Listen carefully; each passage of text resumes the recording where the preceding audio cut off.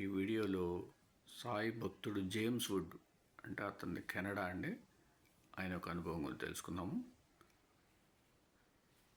సాయి భక్తుడు జేమ్స్ వుడ్కు 1978లో మూత్రపిండాలు పనిచేయక 6 మాసాలు మృత్యుముఖంలో ఉన్నాడు.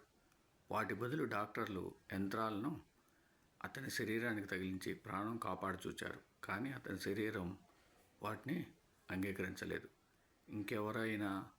ఇంకెవరైనా దానం చేసిన మూత్రపిండాలు కూడా అతనికి ఉపయోగపడవన్నారు వైద్యులు. సోదరి లెస్లీ బాని అతని బాగోగులు విచారిస్తున్నది. 6 మాసాలు అతడు చావు బ్రతుకుల మధ్య ఉండగా ఒకరోజు ఆమెతో ఒక షిరిడీ సాయి భక్తుడు వచ్చి, భయం లేదు, షిరిడీ సాయి భగవంతుడు, ఆయన ప్రార్థించి ఈ విభూతి సేవించండి, ఆయన మీ మూత్రపిండాలు బాగు చేయగలరు అని చెప్పి, అతడు క్రైస్తవుడు కనుక బైబిల్లోని పరలోక ప్రార్థనను సాయి పరంగా వ్రాసిన చీటీ ఊది ఇచ్చాడు.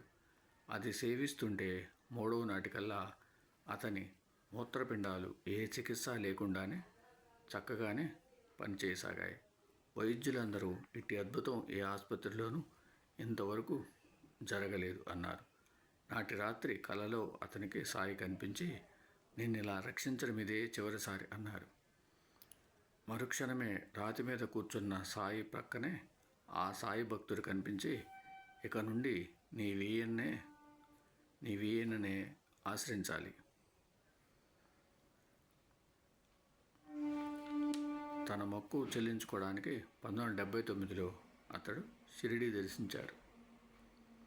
చూడండి, బాబా గారి భక్తులు కెనడాలో కూడా ఉన్నారు, ప్రపంచం మొత్తం మీద ఉన్నారు, అందులో ఎటువంటి సందేహమే లేదు. ఓం సమ సద్గురు సాయినాథ్ महाराज की जय. ओम सम सद्गुरु भरद्वाज महाराज की जय.